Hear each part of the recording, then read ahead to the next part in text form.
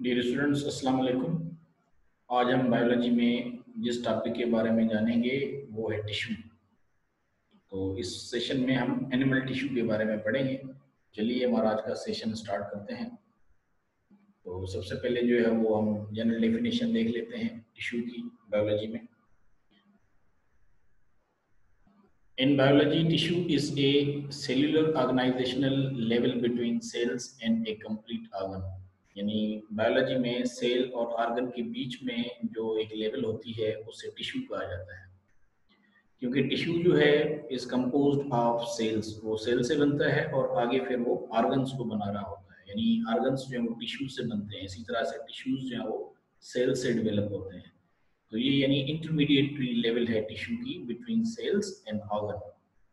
और इसी तरह से जो टिश्यू है ये बेसिकली एक फ्रेंच वर्ड है जिससे लिया हुआ है, उसकी प्रोनाउंसिएशन भी बिट लाइक सेम है। ये आप देख रहे हैं टिश्यू, तो जिसकी माने हैं ओवन। तो पुराने ज़माने में जिस तरह आपने देखा होता था कि औरतें जो हैं वो हाथ से स्वेटर बना रही होती थी, तो यानी कोई चीज़ जिसको वीव कहा जाता है इंग्लिश में, यानी ये एक लिबादे की सूरत में होते हैं या ओढ़ने के टाइप के जैसे होते हैं, तो ये इसकी मीनिंग बनती है।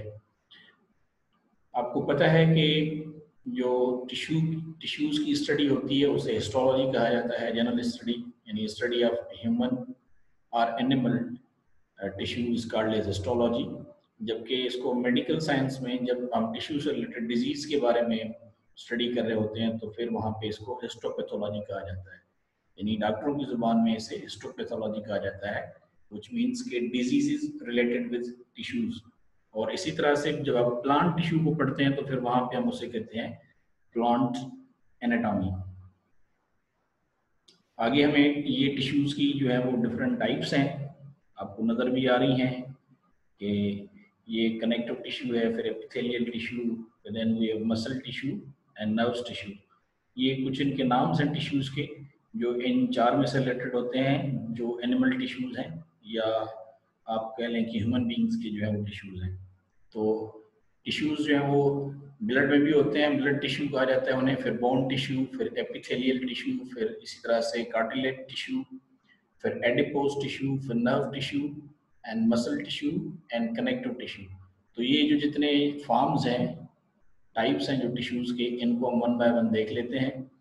तो टिश्यूज जो है बेसिकली काफ़ी ज़्यादा काम करते हैं और ख़ास तरह से जो है ये हमें प्रोटेक्ट कर रहे होते हैं जो एक्सटर्नल इन्वायरमेंट होता है थ्रू स्किन, और ये हमें हेल्प कर रहे होते हैं जो डाइजेस्टिव ट्रैक्ट होता है उसके थ्रू, एंड सीक्रेशन जो है, तो ये इनकी जो है वो फंक्शनिंग है। इसी तरह से एब्जॉर्प्शन ऑफ फूड जो है ये हमसे, और फिर हमें मूवमेंट में भी टिश्यूज जो है वो हेल्प आउट कर रहे होते हैं। तो आगे हम इनको देख लेते हैं फंक्शंस को वन बाय वन, की इनकी क्या स्पेसिफिक फंक्शनिंग है जो ये डिफरेंट टाइप्स ऑफ टिश्यू है एनिमल टिश्यू। तो सबसे पहले है कनेक्टिव टिश्यू। तो कनेक्टिव टिश्यूज जो हैं बेसिकली तो ये शेप दे रहे होते हैं हमारे ऑर्गन्स को। ऑर्गन्स मींस के heart, liver, lungs, stomach, kidneys, ये हमारे ऑर्गन्स होते हैं। तो ये इन ऑर्गन्स को शेप दे रहे होते हैं, उनको शक्ल एंड सूरत। और ये जो है ऑर्गन्स को एक खास जगह पे, जिस जगह पे वो ऑर्गन्स होते हैं वहां पे इनको टाइट करके या जकड़ के रख रहे होते हैं। इसी तरह से ब्लड, बोन, साथ में जो है एडिपोज और लिगामेंट, एरियोलर टिश्यूज, ये जो है इनकी कुछ फॉर्म्स हैं या टाइप्स हैं। टिश्यूज हैं वो बेसिकली आपको धागे नुमा शक्ल के ये नज़र आ रहे हैं, ये जो कनेक्टिव टिश्यू हैं, इसीलिए इन्हें जो है फेब्रस कनेक्टिव टिश्यू कहा जाता है।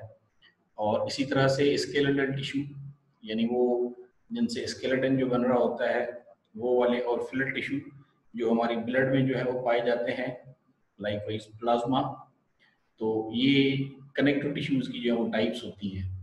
तो कनेक्टिव टिश्यूज जो हैं बेसिकली ये जो हैं वो यहाँ पे जिस तरह बता रहे हैं कि connective tissues are fibrous tissues, यानी thread like structuring made up of cells separated by non living material. तो यानी इनको जो है वो सेपरेट करते हैं non living materials from cells, which is called an extra cellular matrix. इसको आपने याद रखना है कि मैट्रिक्स जो है किसको कह रहे हैं या एक्स्ट्रा सेल्यूलर मैट्रिक्स किसको कह रहे हैं। तो मैट्रिक्स मटेरियल और इसी तरह से एक्स्ट्रा सेल्यूलर जो है वहाँ पे नॉन लिविंग थिंग को जो कहा जा रहा है। तो ये है कनेक्टिव टिश्यू। इसके बाद है टाइप 2 एपिथेलियल टिश्यू। तो एपिथेलियल टिश्यू जो है ये इसकी भी काफ़ी ज़्यादा मल्टीपल फंक्शनिंग्स हैं। बेसिकली तो ये हमारे ऑर्गन्स को कवर कर रहे होते हैं, जो उनके सरफेसेस होते हैं। जिस तरह आप देख रहे होते हैं कि स्किन जो है, जो हमारी खाल है, उसकी जो सरफेसिंग है वो आप देख लें, ये एपिथेलियल टिश्यू की जो है वो फॉर्म है। इस तरह यहाँ पे आपको नज़र भी आ रहा है। तो एपिथेलियल टिश्यू भी हमें काफ़ी ज़्यादा हेल्प कर रहे होते हैं। एक तो ये है कि ये सीक्रेशन में और एक्सक्रीशन में और एब्जॉर्प्शन में हमारी हेल्प करते हैं। इसके अलावा ये कि यहाँ पे मेजर फंक्शनिंग्स हैं, इनको हम पढ़ लेते हैं तो आपको आइडिया हो जाएगा कि एपिथेलियल टिश्यू की बेसिक फंक्शनिंग जो है वो क्या है। The principal functioning of epithelial tissues are covering and lining of free surface. इस तरह स्किन की मैंने आपको एग्जांपल दी। इसी तरह से the cells of the body's surface form the outer layer of skin, यानी ये स्किन का जो बाहर वाला जो लेयर है उसको बनाते हैं, एक किस्म का पर्दा जो हमें नजर आता है। और इसी तरह से inside the body epithelial cells form the lining of the mouth and alimentary canal and protect these organs.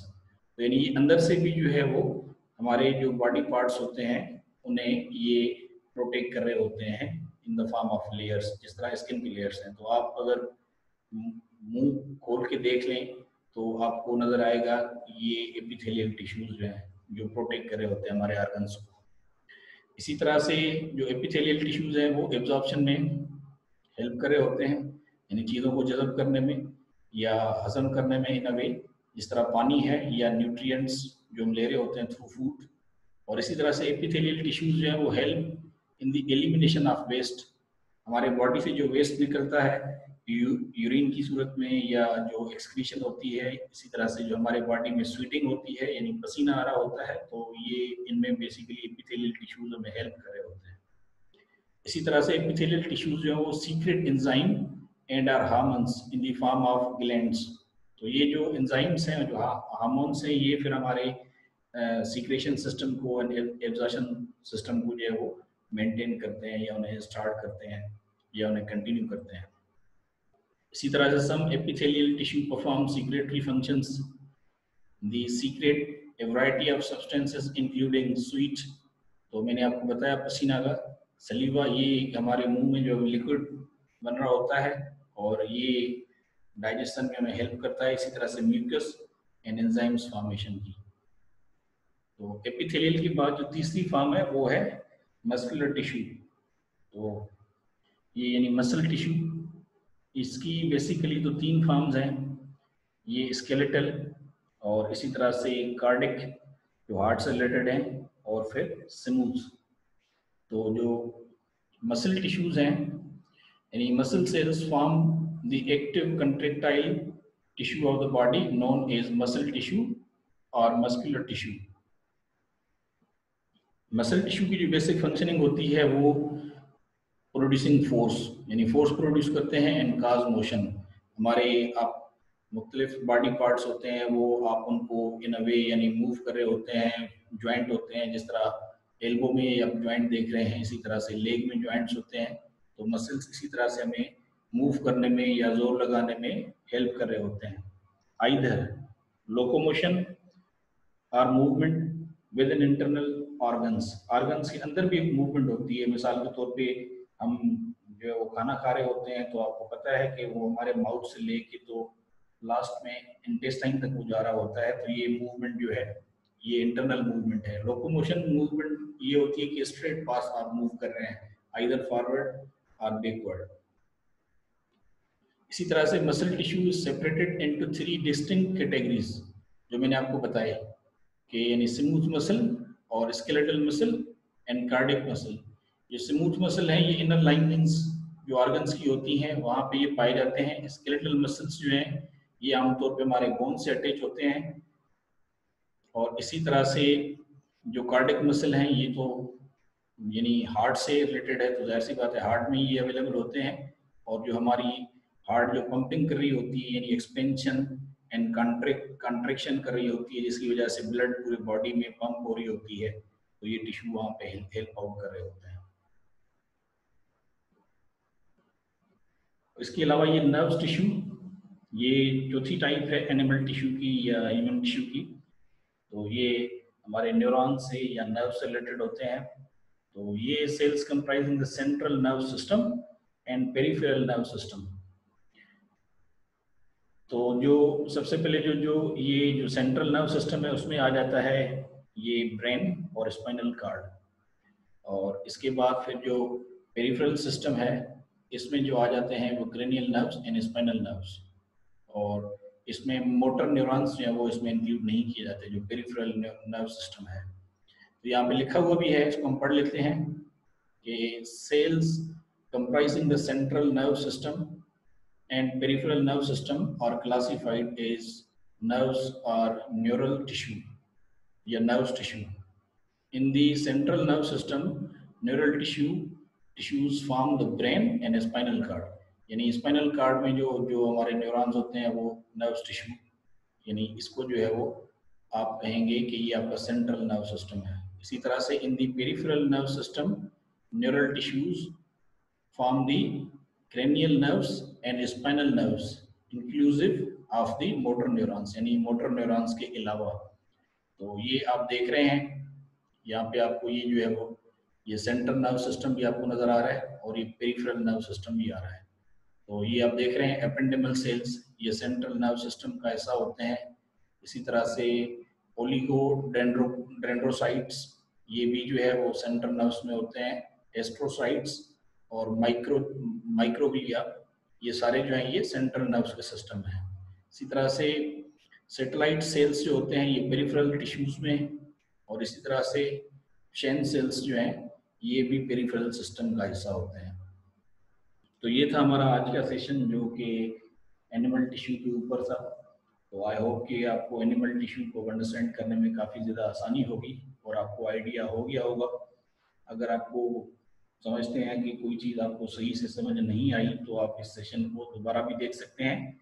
और एक चीज़ आपने और ज़रूर रखनी है कि आपने इस सेशन के साथ जो प्लांट टिश्यू है उसको भी अपने साथ में देखना है, ताकि आपको एनिमल टिश्यू और प्लांट टिश्यू जो है वो दोनों अच्छी तरह से समझ आ जाए। तो अगले सेशन तक के लिए बस आपसे इजाज़त। So till the next session, it's good bye, see you and have a very nice time.